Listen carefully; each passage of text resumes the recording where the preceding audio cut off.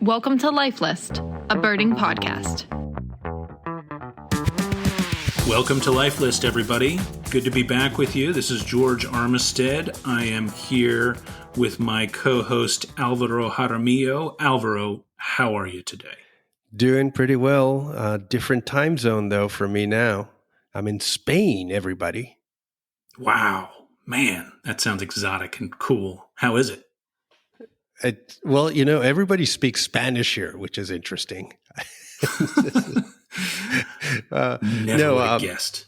Yeah, never. So that alone makes it different, right? Different and exotic. But food, birds, all sorts of things, that we can talk about later, and what it's like to travel here and see what's going on in this sort of migratory period. Here, which is, just matches up to the migration period in North America, of course, being in the same hemisphere. But it's pretty intense here at times, the migration. Yeah, man, that is. It is, like you say, it's getting going here as well. I was out this morning and starting to see some songbirds here moving through, even in some pretty good numbers. Cape May is kind of always my barometer for bird migration.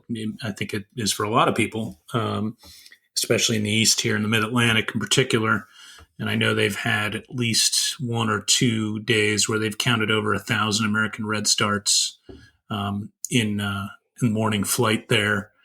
So yeah, the birds, they are moving. Fall migration is happening. We even had ourselves a September cold front pass through yesterday, an increasingly rare thing in this day and age. Yeah, I mean, September was always the fulcrum or whatever, when things changed, and I guess now it's October. Yeah, it is kind of that way. It's like it has kind of shifted to me where real fall begins in October, whereas, 15, 20 years ago, it's like, you get past Labor Day here and bird migration picks up, you're ready to rock. Now, you never kind of know from year to year. Last year was real good, September, a lot of cold fronts. And this year's off to a good start. But yeah, it's true. Generally, the cold fronts stack up a lot closer together more and more as you get towards October. One of the things I always remember, like living in the East in Ontario, was that some birds were really early. Of course, shorebirds go through early and so forth, but yellow warbler would basically, the main movement would go through before the first few days of September. So actually mostly in the last week of August. And they were really early and they were gone, And in the West, yellow warblers go all the way through September and into early October. Totally different. Same species. Wow. Totally different. Some of those things blow me away about how, we might have even talked about in the past. There's some things like Wilson's warbler, orange-crowned warbler that are really common in the West and not so common in the East. And even their timing is different. Yes. There's a lot going on in migration that we are beginning to sort of piece together sort of the bigger picture. But even within a species, stuff varies so much. It's crazy. It's interesting. It's amazing. It is. It really is. And I know some people piece this together, and I got to look into it more. But I always notice there's like a pretty big pulse of American robins right around now, like late August, early September. But the really big movements here usually seems like in November. But there again, that's one species, and you're talking about there's definitely a couple different peaks going on here. And I think they have some ideas about why that is. But yeah, something like yellow warbler, we get those here sometimes in November and December in the Mid-Atlantic, lingering even occasionally past Christmas into the following year. But as you say, the bulk move through. I mean, we're sort of seeing almost the tail end of the main movement of them here already here first week of September. Yeah. And of course, when you have these weirdos that hang out, late, it's not even crazy to think they could actually be a Western one, when you have that kind of thing going on too. So who knows? There's even that. How do you know a vagrant when it's within a species that's regularly occurring? Yeah. How do you identify a Nashville warbler from the west versus one from the east? Or The Calaveras warbler. Yes, that's exactly. right. That was, as you were starting down this road, that was that was one of the ones I was thinking of exactly. Was, Yeah. we see when people find them in Christmas bird counts, Nashville warblers, and it's like, well, which one are we really looking at here? Is this an eastern one that's hung out, or is it one of the western ones? Yeah. And I bet you a good chunk of the time it is the Calaveras, Nashville's from out west. Yeah. The western ones are a little duller. They're sort of a tad towards the Virginia's warbler look, and they wag their tail more often. Although eastern Nashvilles do flick their tail a little bit, but it's more consistent. And the other thing is, this name, that's an old name for the Ridgway eye subspecies, Calaveras warbler. And I think, properly, you sort of have to dress up like Zorro or something like that and say, yes, it is the Calaveras warbler. You have Calaveras. Calaveras. That'd be good if every time you saw it, you just said, hey, everybody, Calaveras warbler, like nod approvingly after you've said it. Yes. Yeah. Like tip your hat, You get the visual. Absolutely. So from Calaveras to Stormville, you were in Stormville. I've been reading from afar. Tragic, Yeah. all sorts of tragic issues, and also bird related stuff going on. Relating to the hurricane and tropical storm. Yeah, here in Philly and up to New York. I mean, this Hurricane Ida has come through, and I got to admit, I knew they were forecasting a good amount of rain, but I had no idea what was coming here. And it's for Philly alone. New York got smashed with a bunch of rain too, and flooding. Here in Philly, it's the worst flooding in over 150 years.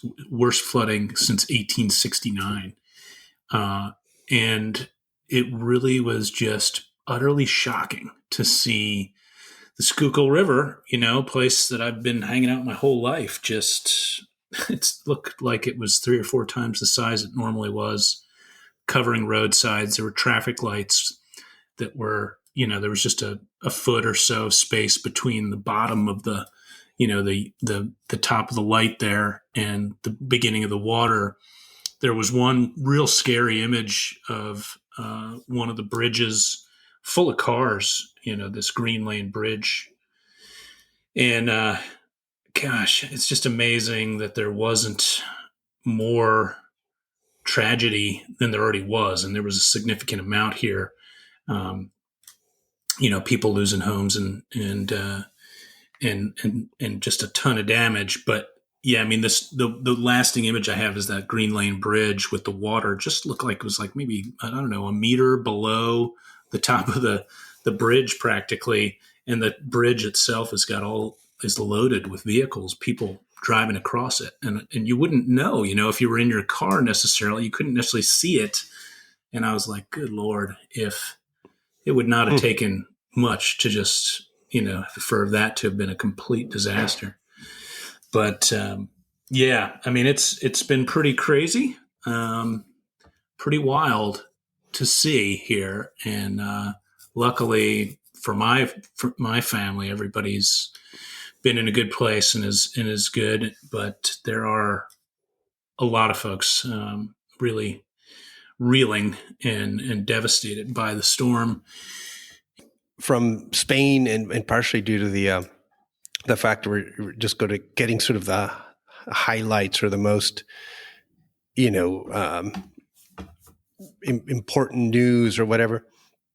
What happened is for us, it was like, okay, the hurricane's gone through Louisiana, they've lost power in New Orleans, and lots of damage. But gosh, it seemed like this could have been a lot worse People were sort of bracing for, I don't know. It seemed like Katrina-style hurricane, maybe even worse. Yeah, it could have been even worse because it was really powerful. And then we sort of said, okay, well, it's done. Then we had no idea that this whole other, because, we're not getting the forecast or this or that or, nothing. And then suddenly, you sort of wake up and read what happened in New York initially. This is what the news came out internationally. And it was like, what? Crazy. Yeah. I was not prepared for that. So I was actually shocked at the Northeastern issue, because I'd been kind of prepared for Louisiana. And honestly, it not happen. Too different. Yeah, that was not too different from my mentality. And I'll tell you what, it caught city officials here completely unprepared. I couldn't believe the roads that hadn't been shut down. I got up early. I was ready to go birding. I turned on the news radio, KYW News Radio here, which always has like road information.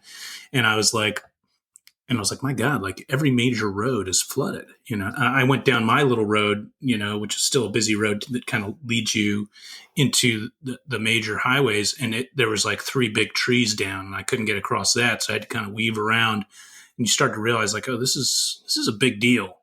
And then they started talking about some of the stuff going on. And of course, the lasting images from here in Philadelphia is we have 676, the Vine Street Expressway, which goes right through the heart of Philadelphia, kind of subterranean style a little bit, but it's open. And it just looks like a canal right now. It's I don't know how much water, but like, those big green highway signs, like there's only like, I don't know, 5 feet of water below the bottom of those signs and the top of the water. It's just crazy. Weird. And in the sort of bird news, I saw there were pretty amazing records actually in Florida of all places. And I assume that it was sort of the arm of the storm that, that was sort of on the east side that brought some of these things out there rather than all the crazy birds being out in Louisiana that, sort of for the storm chaser crowd. Yes, exactly. Yeah. I mean, and people have different opinions about, they see birders like us getting really excited about some of these birds that turn up after these, incredibly strong storms that do wreak incredible damage or life-threatening or take lives in some cases. And I remember I wrote an article about chasing Hurricane Isabel way back when. I think that's what we actually titled it. Someone said, yeah, you should have titled that paper "Perverts Pursuing Petrels." And and I was like, well, I feel like it's not entirely fair. Like we're aware of how bad the storm is. We're not taking glee in other people's misfortunes. But it's more, I think Scott Weidensaul said it was like you're taking meteorological lemons and making ornithological lemonade. And certainly that's kind of what you saw from these folks in Florida who, luckily for them, they were pretty much spared the ill effects of the hurricane. But man, like one guy photographs wedge-tailed shearwater, nice pale morph. And that was at Fort DeSoto, I guess.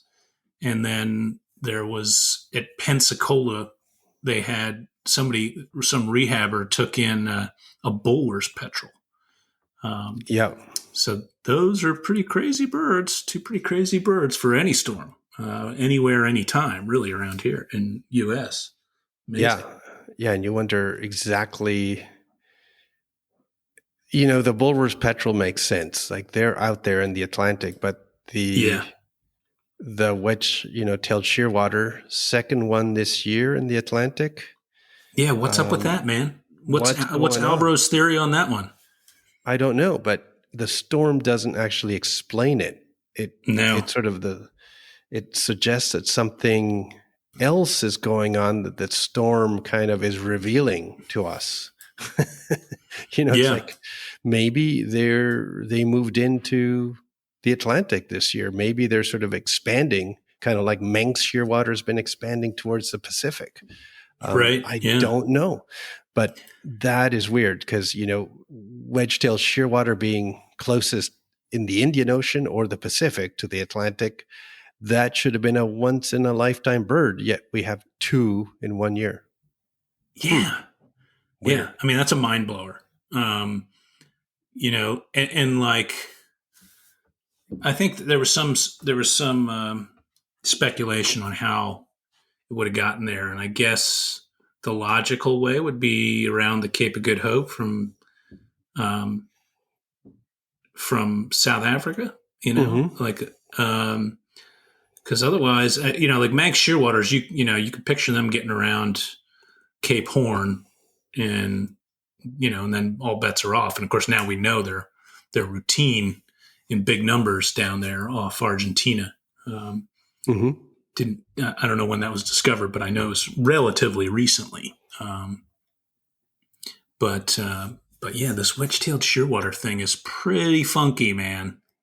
Yeah, it almost suggests, because these storms begin sort of off the Canary Islands.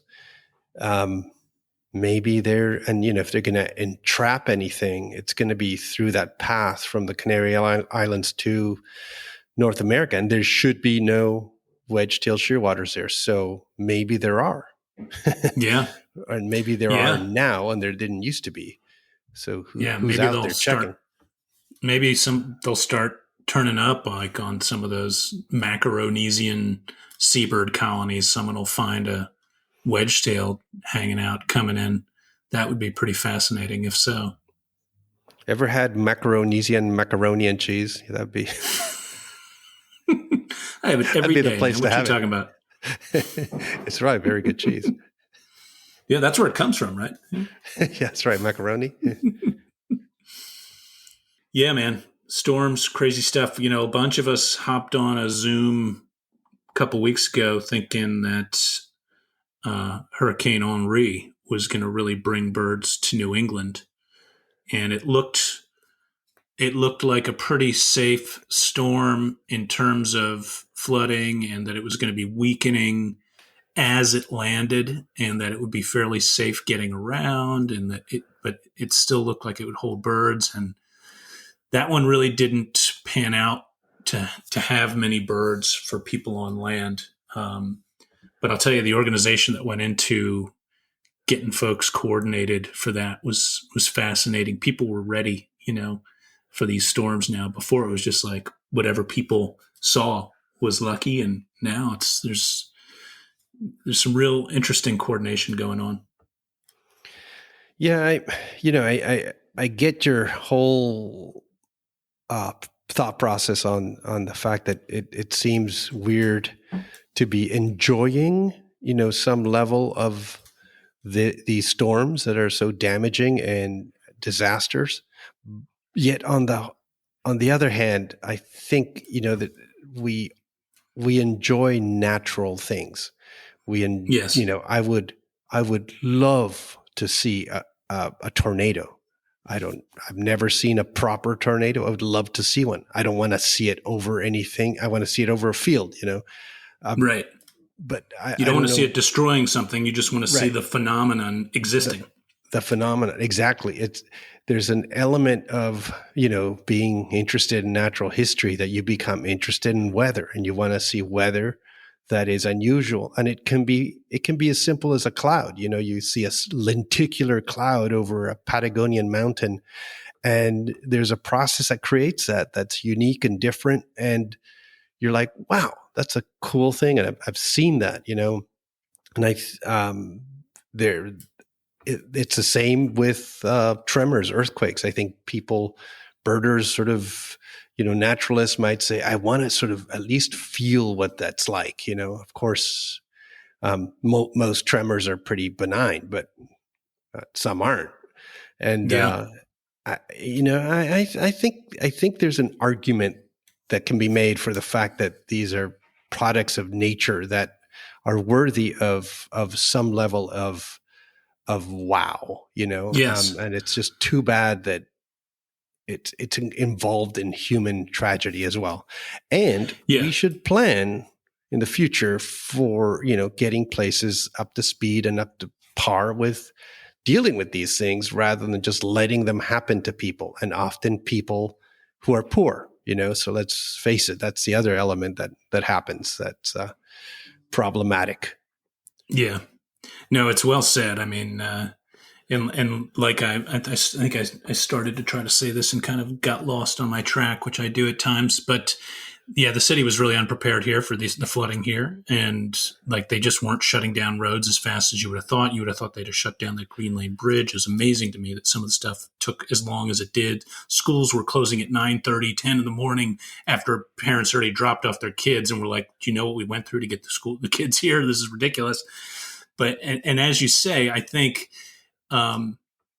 Being prepared is important, but also having sympathy, empathy for people that just want to witness the raw power of the earth and Mother Nature and to absorb the immense power of these weather events, what they mean in the short term and in the long term, how they shape landscapes.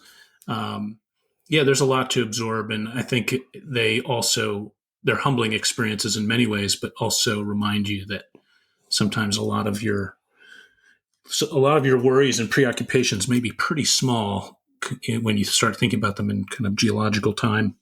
It's that's sort of the way to relax. Just think about everything in geological time, because then you're like, all these things going on, they're nothing in geological time. You totally live a Zen life, Mm-hmm. Yeah, it's working like for that. me, man. Yeah. George's geological time Zen out. Yeah. Yeah. I don't know if it's a good life strategy, but it's working okay so far. Well, Alvaro, what I would like to know is, you are in Spain. What are you seeing? What are you doing? I would love to be in Spain, traveling around with Alvaro Jaramillo, listening to Spanish birds and eating Spanish food. What is going on over there? Where are you right now? I am pretty much at the Strait of Gibraltar, in a little countryside inn where we're 20-minute drive from, maybe 30-minute drive from the town of Tarifa, which is the southernmost point of Europe, right on the strait. And the strait is, and Tarifa, there's sort of a set of low mountains that kind of come down towards this point. And if in your mind you think of Gibraltar, like the Stone of Gibraltar, the British enclave. Yeah, I think of like those Prudential insurance commercials. Yeah. The Gibraltar is actually in from that. Like it's not at the tip, it's interesting to me. It's sort of on the east side of the peninsula and inside a bit. So it's actually kind of sheltered from certain winds. Wind is a big thing here. Wind comes from the east or the west, and sometimes it's ferocious. It's a great place if you're a kite surfer. This is like the land of kite surfing. But the strait is got so many things going on. So there's ship traffic going in and out from the Atlantic to the Mediterranean. You have really I think it's like, I want to say 16-kilometer stretch of water between you and Africa. And then you have the issue of the birds coming down from all parts of Europe, but especially storks and raptors who sort of really need to think about how they're going to cross this big stretch of water, congregating and massing up in the narrowest point. And it is crazy. It's like and to me, the fact that the ships are going and the birds are going, it's like a highway, it's like a human highway and a bird highway all together. And it's between continents. And you can sit there and drink your vino tinto and your, sheep cheese. Yeah. And it's this kind of place where you can sort of sit back and sort of watch and just sort of enjoy this the situation, and it also changes day to day depending on the wind. So you have these poniente or levante winds depending on which side they're coming from, and the migration shifts on the peninsula depending on it, and even what species might be involved will depend on what's going on to the north. So you start paying attention to everything. So there's actually some storms in northern Spain and France, last few days, and there's some flooding up there, and that slowed the movement of honey buzzards. And then they were sort of stacked up, and then the dam broke today. This morning we saw 3,000 honey buzzards in, I don't know, an hour and a half, and it was crazy, just a stream of honey buzzards. Well, 2 days ago it was black kites, booted eagles, and masses of short-toed snake eagles just going through, and very few honey buzzards. And to just watch it shift like that, then the afternoon heat starts sort of building up, and then the white storks start coming through. Flocks of white storks. We actually big kettles of them, right? Basically, it's Yeah. they're like raptors, just these big kettles of those white storks. Yeah, we're a little late at this time we're really timed for the honey buzzard migration. So we're getting sort of the last of the storks, but yeah, it's still, 80 here, 60 there, 50 over there. So it's still a lot of storks, and the black storks are beginning to come through. No, that's cool. It's just pretty amazing. And in the West, far West, we don't have any hawk migration that it's at this level. And, it's just neat, and these honey buzzards, they're the craziest creatures. They're a raptor, and they get up all the way up to northern Europe. They actually raid bee and wasp nests for grubs. So that's why they call them honey buzzards, right? That's because right. They raid. Yeah. Yeah. And people used to see them, with honeycombs, sort of hanging off the talons, as they flew by, and they figured, they're feeding on honey, but in fact, they're feeding on the grubs, on the protein. I'm sure they get a little sweetness there. They probably dip the grubs in a little honey. Who wouldn't? Sure, a little extra carbo there, some complex carbo for the ride. Yeah, and they have a funny looking face if you ever see one up close in a photograph. Yeah, they got a weird for a raptor. They do. They got a funny expression. Yeah, and it's part of it is that there's some bare skin and also these really super small scale-like feathers that protect the bird from stings. So they're such a crazy raptor, they're almost like nothing else. And because they're insect eaters, they got to go all the way south, leave Europe big time in winter and head down into sub-Saharan Africa. They go into tropical African regions. And if you start thinking New World, they're sort of like the Swainson's hawk of the old world, in that there's sort of this insect specialist, and they have to go long distance and have amazing, crazy migrations. I mean, broadwing's another one. Now they're more of a frog eater, but again, winter, not too good for herps up in Canada. Yeah. So the broadwings have to get out, way down, get into the tropics. And so just to think these honey buzzards, who knows, they could have been coming from Bulgaria or wherever, even Russia, and they're migrating through here, and all of them that choose to go in this part of Europe rather than, heading to, other crossings that they may take, are going to go through this little narrow point right here near Tarifa.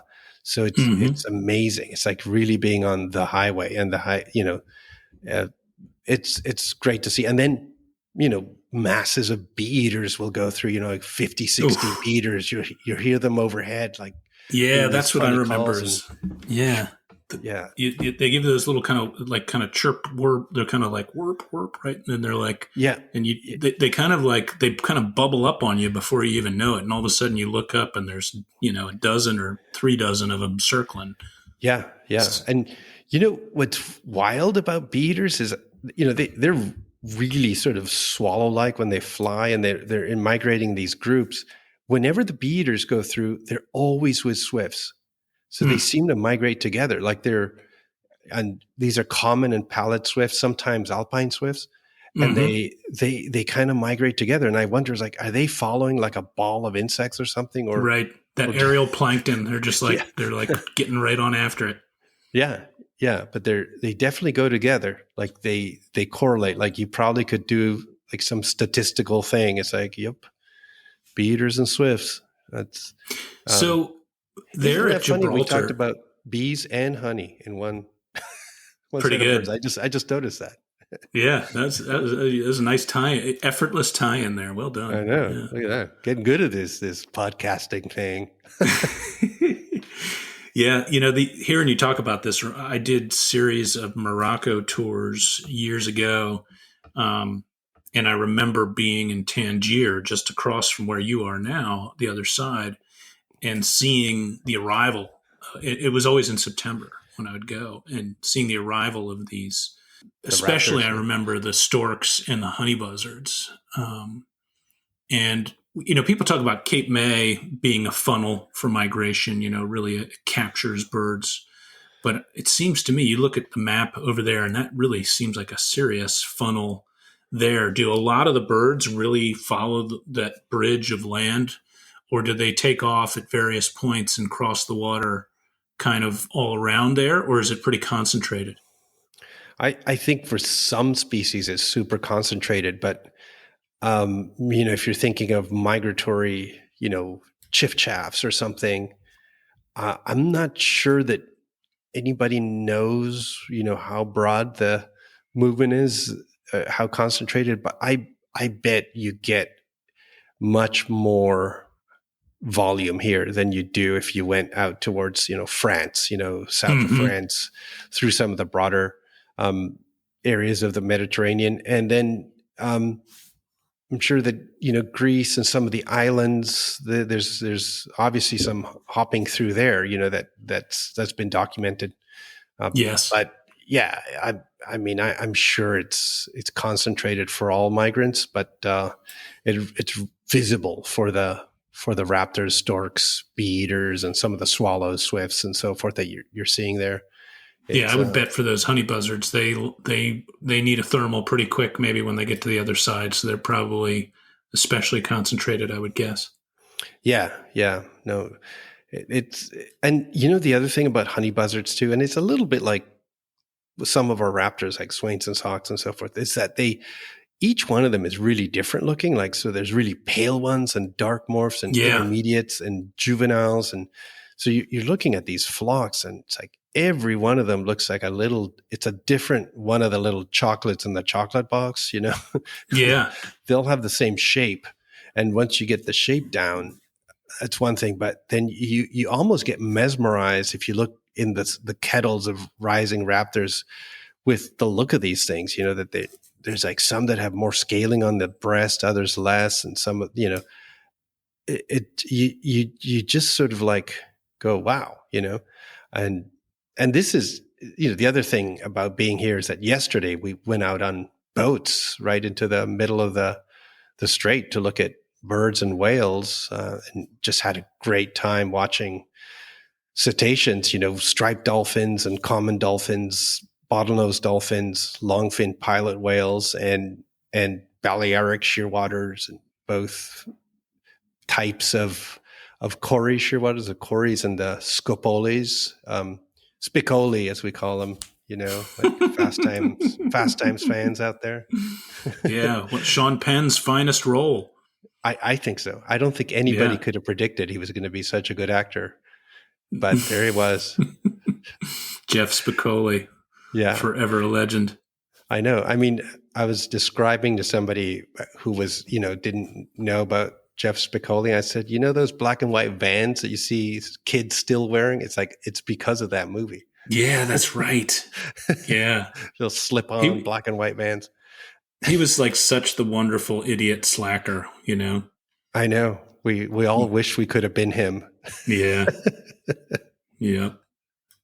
Like a birding. There are sort of birding Jeff Spicolis out there. I won't. Oh, you got to name names now. Come on. I'm not going to name names, but the birding, the birding bum, motif is out there. It's not just ski bums and all that. There's definitely, for sure. yeah, going from biological job to job, basically trying to see a bunch of birds and living a life of nature enjoyment. It's, I don't think you should call those people bums. I think they're just smart. Yeah, they're just living life as it should be lived, probably. But yeah, I've always thought that there should be. We all love our field guides, and we love identification and classification, and I think there should be like a field guide to the birders. There's some real types, and if we have the capacity to make fun of ourselves, then the old British classic, the Little Black Bird Book by Bill Oddie. That's one of your favorites. I know. It had a field guide to the birders actually in it. Oh, I didn't know. I actually have a copy of that, but I didn't remember that part. Yeah, there was the stringer, of course, I think. Oh yes, we know that one. Yeah, there was. There were a few others. Like there was sort of the sharply dressed, posh kind of birder. I think they called the dude. If I remember right. And there was sort of the standard birder type with long hair. And, that was sort of the archetype of that 1970s, 80s British birder, sort of. Yeah. I feel like there's sort of like a weird parallel with some of the California birders during that time as well. But yeah. Yeah. It's a actually historically important book. If some of these words that birders use today that they were first sort of introduced to the North American lexicon through Bill Oddie's Little Black Bird Book. And Bill Oddie was a famous British comedian, but he was also a birder. So he's still very well known for both being sort of a comic and a ambassador to birding in the UK. So, but most Americans, of course, have, probably not heard of him. But but really a lot of his stuff translates pretty and as you say, stringer is one, part of, there's a couple of those terms that we've really adopted here in the US as well. Stringer, for those who don't know, is somebody who is maybe, shall we say, a little over enthusiastic about what they report. I won't even say about what they see because it's a little difficult to take them at their word usually because they get so excited that they end up seeing what they want to see rather than what they may have actually seen. It comes from stringing you along, essentially. Yeah. That's where the whole term comes from. Well, I think. And so did that term come from, I was going to say, did that term come from that book? Yeah. Yeah. I mean, they used it in the British birding, but it sort of was on paper. The first time I ever saw it and most people saw it on paper was that book. Right, sort of cemented it into the lore. Yeah. Dipping out, twitcher, all those words were the first time I ever saw them in print. Yeah. Yeah, that's a great book. It's a really good book. Hey, George, one thing I should say, just in the same way that, nuance of all the things that are going on in today's world, one of the things that's been interesting for me is travel during COVID, which is it's complicated in many ways, so you have issues of where you're going and what the situation is there, what's going on at home and so forth. And fortunately, Spain is, the COVID rates here are actually been really drastically dropping for the last month and a half or so. And it's really doing well. In fact, it's got the highest vaccination rate of any large nation in Europe. So we sort of saw it as a place where we could go and keeping to our bubble and eating outdoors and doing all the things that minimize your risk, not interacting with, not going to nightclubs in Ibiza or something like that, just. Oh, you guys aren't doing that on this trip? No, we'd love to, but, and you gotta be kind to your ears if you're doing birding the next day. So, this is true. You got it. sometimes. But there's vino here. We're having a good time, and there you go. It's interesting, because people here are really happy to see birders and come. We've been staying at these little places where we're the only group staying there. We fill up the place and essentially have sort of the run of the place, but the staff, just sort of happy to have us around and sort of be part of the economy in a sense. And like I said, we're doing things really and having to think a lot about what we're doing, which I hope is something that stays with us in the travel industry as we go forward.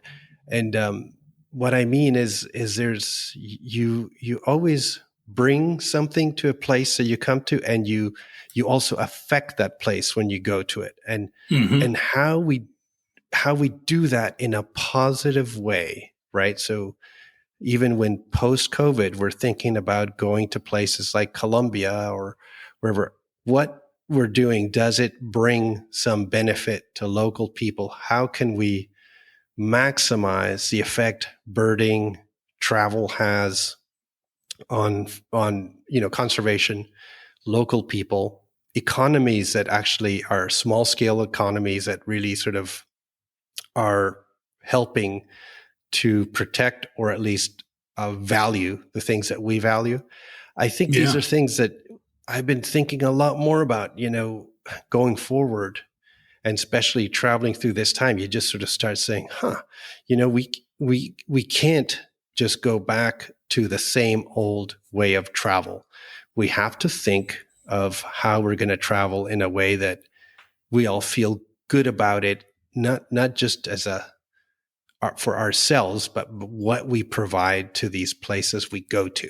You know what I mean? Right. So I think it's been a worthy thing to be traveling at this time for me, just to think about some of this, because you have to keep people safe and keep yourself safe and keep from having to worry that much. You want to plan out all sorts of things, but it went further for me as I was thinking, how do we go forward from here? Yeah. There you go. Yeah. I mean, there's that old expression, right? I think it's for the national parks was, take nothing but pictures, leave nothing but footprints. But, and that's more meant to indicate what you're supposed to leave behind in the wild. You don't want to be leaving trash. You don't want to be, damaging habitat. But I do think leaving an increasingly positive conservation footprint behind is something that really seems like there's more and more that is being considered in a real way. I think it's a natural evolution to get to that place, but at the same time, you do have to be active about it in order to affect change. I mean, we've been doing it enough, and we have enough partners all around the world that we know what the travel business means, not just to us on, before we leave and when we get back, but for the folks that we go and see, their livelihoods and their ability to impact conservation measures where they are. And I do think, more and more people want to know that they're leaving something behind that helps, Yeah. I mean, I think when I've been to small little Caribbean islands, that have very small populations, and a huge cruise ship arrives, and then people go out to see this country for 4 or 5 hours, and all the taxis are being used, and all the buses and all the restaurants are full and so on. And they leave a lot of money in the economy, but gosh, it just doesn't seem right. It's like I'm not sure if they've left the place. I think they've not left the place better. Right. If they've run roughshod all over it, make a mess, leave a bunch of money. It's better than not leaving any money, but it'd be nicer to have a more positive impact than that. Yeah, and sometimes, everybody actually eats and does everything on the boat. They just maybe have some little day tours and that's it. And that's not necessarily the way that travel is going to change the world for the better, especially if you're a birder, right? You want to be supporting the places, the eco lodges, the small family run places, the bus companies or van operators who really deal with birders, and they know the places and they know that their business survives because of birds and nature, and then therefore they're becoming more interested in the whole deal. And sure enough, they all become some of the best spotters too, right? They're out there all always, the time. Seems like, and they enjoy life through nature in a way that maybe some of their city relatives would not, and I think that's also a positive, that moment that somebody, who's a driver and theoretically sort of a different player in the scene of the entire birding tour, and they're like pointing stuff out, and they're, wanting to look through the scope, and they're seeing the beauty of all these things.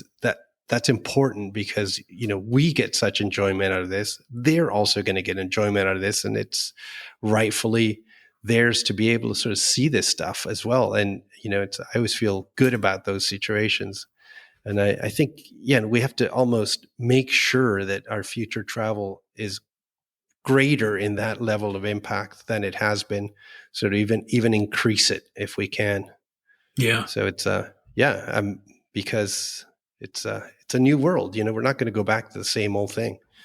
Yeah, everything's different now. That's one thing I think we can all agree on, and you gotta face that and change and adapt. We all have to. Yeah. Pelagics. Yeah, man. Hold on. Yeah. Time to talk pelagics. Pelagics, you've been out there.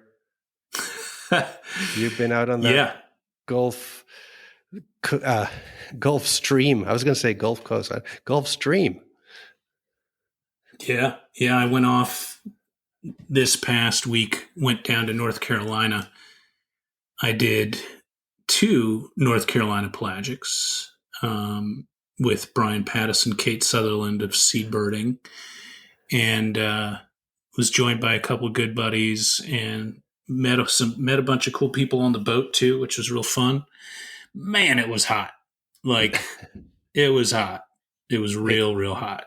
It's hot in Spain, let me tell you. It's hot. Yeah. Is that right? Yes. You do Celsius there, so what, you crest in 30 degrees Celsius? Celsius? Yeah. Mm-hmm. Yep. Yeah, when we were looking at buzzards up in Extremadura, it was, the Celsius meter was high. The Celsius meter. Yeah.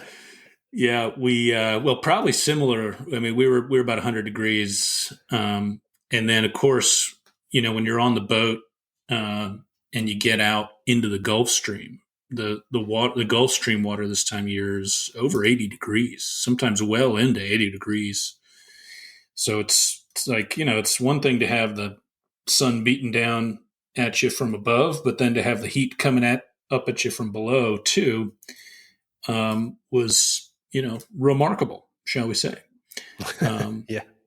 But yeah, I went down there and it was real calm. It was really, really calm, which is, that's good in some ways. In some ways you want, a little bit of breeze to get the birds up and moving, but it was real calm. And I told the night I arrived, I was talking to Brian and I said, hey, I'd really love to see some terns out there. And he's like, yeah, we might see some terns. And we went out there and we saw a lot of terns.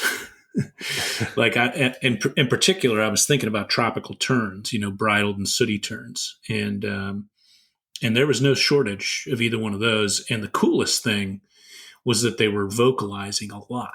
Like, we were hearing them. Like, I've heard sooty terns a lot before, on the colonies and the Tortugas, and at sea a little bit here and there too. But this trip, I mean, we were well above 100 one day, sooty terns, and almost all of them it was like an adult with one or two youngsters, or two adults and a youngster following it around begging. You know how terns do this time of year. Mm-hmm. And the juvies are just so beautiful. They're just gorgeous with all their little scales and spots and every feather just perfectly in line. You know, the contours are really nice. The adults look a little beat up. They got some work to do, molt to, replace some of the old feathers with some new, but they're still pretty sharp looking too. But, we were picking up sooty terns by voice before we'd even see them out there, which is pretty cool. And then the first day too, we had, I forget how many bridleds. It wasn't as many as sooties, but still a good number, a couple dozen or something. And there was a youngster that was just flying around calling, juvenile.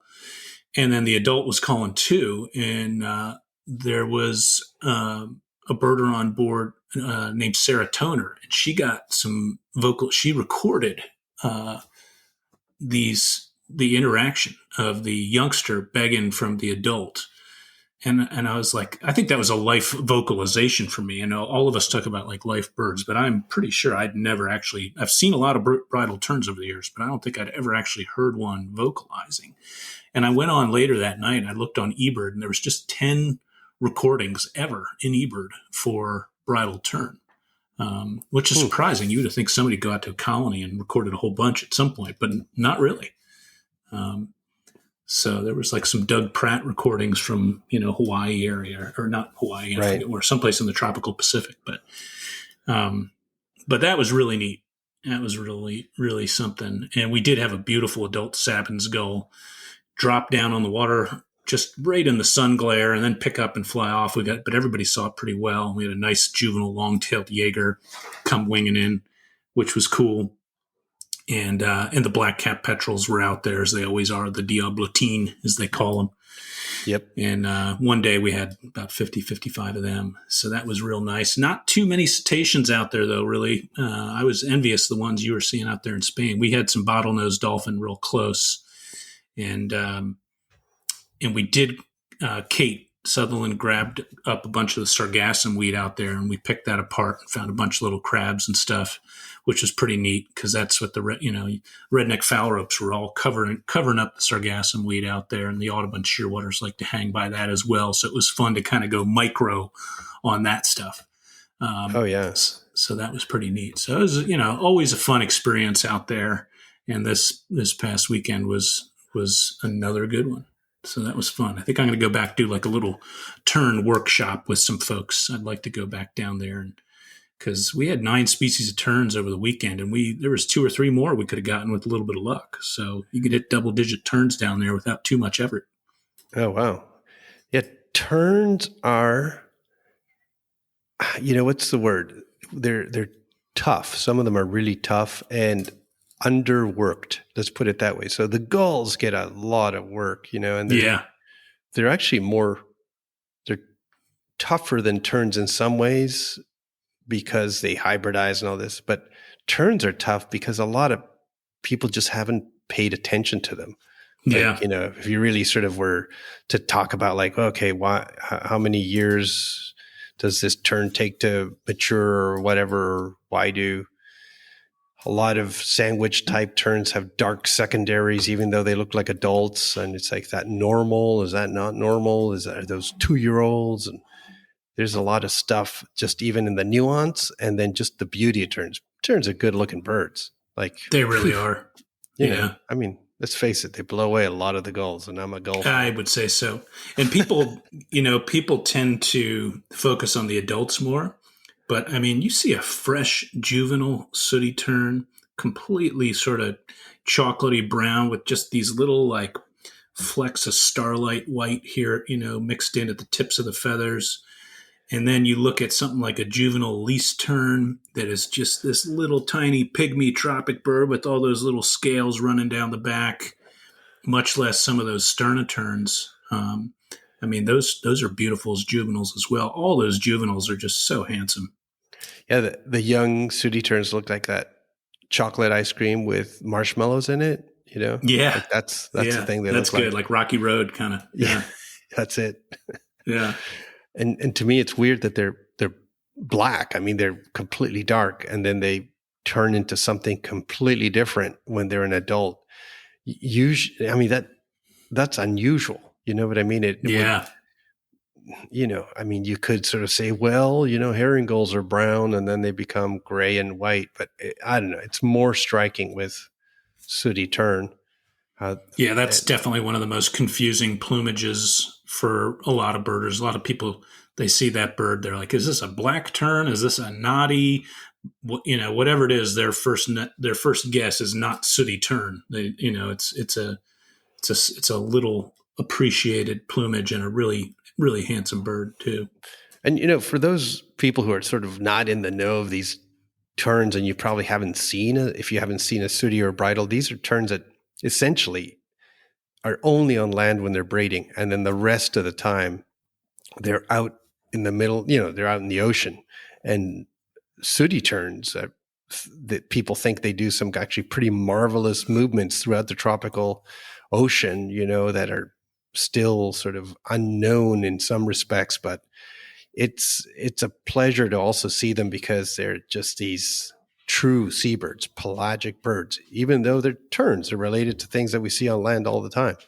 Yeah, it was one of the funny things we saw sooty tern juvenile actually land on the water, just sit on the water in its belly for a while. We thought it might be actually a Jaeger at first in the distance. And we're like, oh my God, it's a juvenile sooty tern just sitting in the water. I've seen them do it before, but you don't see it that often, especially in any tern, really. Yeah, cool. Yeah, I looking forward to, getting back to our West Coast pelagics when I return, because we're getting a lot of Arctic terns, and the common terns are going by, and lots of Jaegers. So it's I like good those. times. Good times. Yeah, it's not all just tube noses out there, people. That's right. Plenty of cool stuff to see. Well, Al, we should wrap up, man. In part, my dog is giving me the look like he might need to get out here pretty soon. Before we skedaddle, though, wanted to note that our partner and producer, Molly Brown, was one of the guests on the American Birding Association podcast, their most recent podcast this past week. A really good listen. Always over there, the American Birding Podcast. They do a good job. Nate Swick been hosting it forever and really puts on a show. And Molly was a guest and really did a great job there. We look forward to getting her back on here again real soon. And any last thoughts, Alvaro? Well, out of the weirdest things I saw here in Spain, I saw the largest container ship in the world, which is sort of, big nerdville. But yeah, I just thought serious. I've seen ships, I've a lot of ships, but I looked at this thing and I said, man, that's a big ship. So I actually got online while we were sitting there and keyed it up. And it's actually only been in service since the 20th of July of this year. Like, oh wow! So it was juvenile plumage, and in fact, I was gonna say it's like a baby still. Yeah, it's a baby. For all I know, it's its maiden voyage. I don't know, but it was a green. It was one of those evergreen company things that they're all green. And every single container on it was green. So the whole thing was green. Usually they're taking containers from everybody else. So they're all, but this thing was all green. It was like this big, huge green thing. And it is 399 meters long. And it's called the Ever Ace. And, I don't know what to think. I'm kind of impressed. I think it is a good rarity to find, just as a, vagrant or whatever, although it was in, transit to Rotterdam. So, you could have looked it up online and sat there waiting for it. But it also, you start thinking about, wow, you think, oh, larger ships, do we need this? But, maybe a larger ship is actually more efficient. Maybe they're actually per pound of crappy stuff that they're bringing to other people, all this useless Yeah, stuff. maybe that it's we better buy. than a bunch of smaller ones. Who knows? Maybe it's better. I don't know. But I was impressed at the size of this thing, and crazy. So rare sighting. That's probably the last time I'll ever mention a ship on this. and it's made by Samsung, I found out. So like those people make everything. God. Yeah, those guys, they're doing all right. Yeah, I know. I mean, can you imagine? They probably make like underwear too or something, like who knows? There's probably Urinal some cakes. place. Yeah. Samsung underwear is very popular with certain crowds. Mm-hmm. Yeah. Yeah, there you go. Cool, man. Well, that is good stuff. And thanks, everybody, for listening. Send us your thoughts. We love hearing from you. Take care. Be good out there, Al. All right, I will. We'll see some good stuff in the next few days, I hope. All right. Cheers.